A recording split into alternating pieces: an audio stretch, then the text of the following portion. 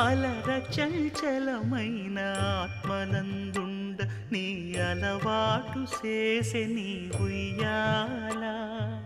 అలర చంచలమైన ఆత్మలందుండని అలవాటు చేసే నీ ఉయ్యాల